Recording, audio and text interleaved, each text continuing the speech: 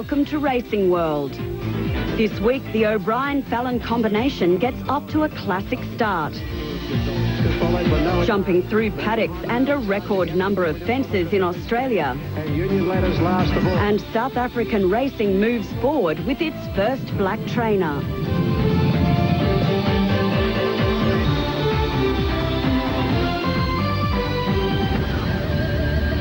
Our first stop is Newmarket in England as the gates crack open for the start of the classic season. The Group 1 2000 Guineas over the mile, or 1,600 metres, carried prize money of about $610,000 US.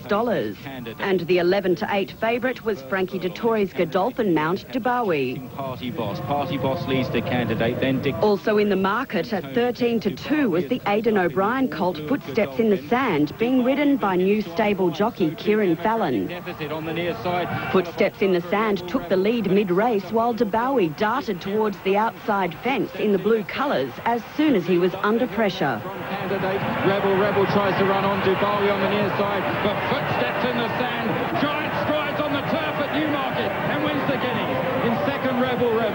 Third, then possibly Candidate. It was a bunch finish behind those. Trailing back in the end to Elliot's World, Pivotal Flame, and Rob Roy finished last.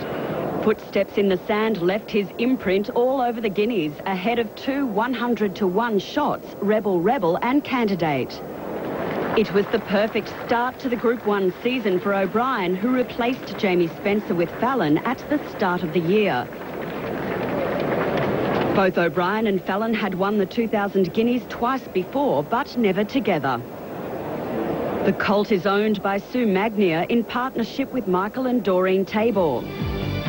Footsteps in the Sand was the first classic for his sire Giant's Causeway and is unbeaten in 3 starts.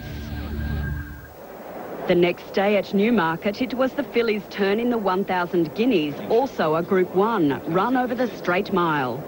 It's almost anybody's race. The favourite at 5-1 was Maid's Causeway, while O'Brien and Fallon were back again with Virginia Waters, trying to give them the classic double for the weekend. As they race through the first furlong, Karen's Caper on the far side in the white colours, towards the near side. Fallon had Virginia Waters at the rear on settling, but then pushed the baldy-faced filly through the field towards the near rail. They race inside the final quarter mile, and Maid's Causeway just takes over from Karen's Caper. These two clear of Cape Columbine. Virginia Waters is running on very well now under Kieran Fallon down the near side.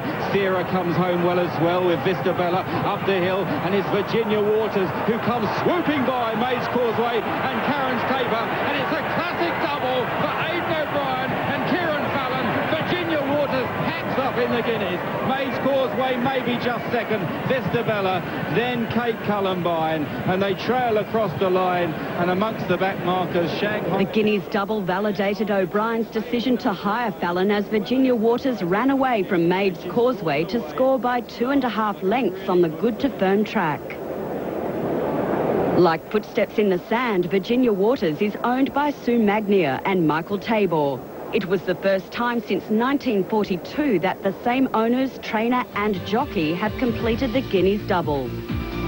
Virginia Waters is by King Mumbo from the Sadler's Wells mare Legend Maker.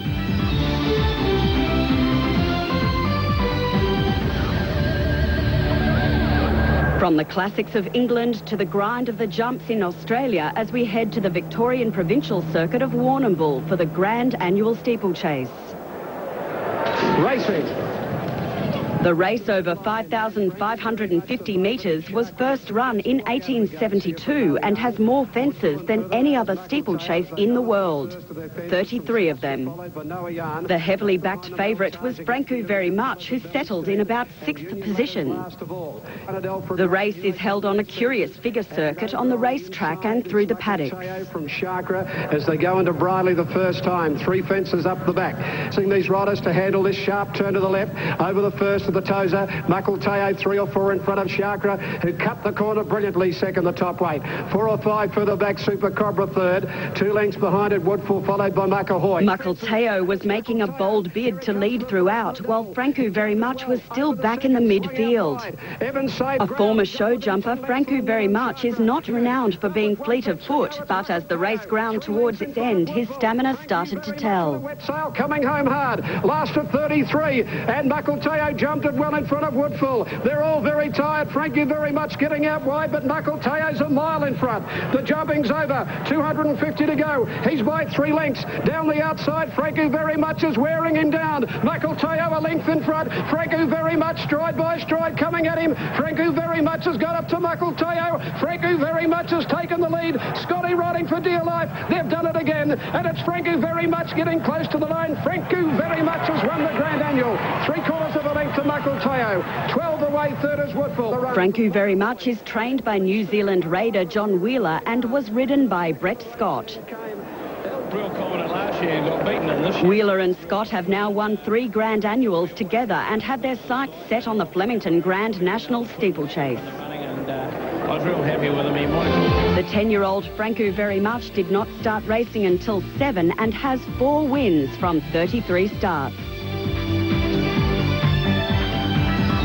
After the break, not every runner was keen to take part in the QE2 Cup in Singapore.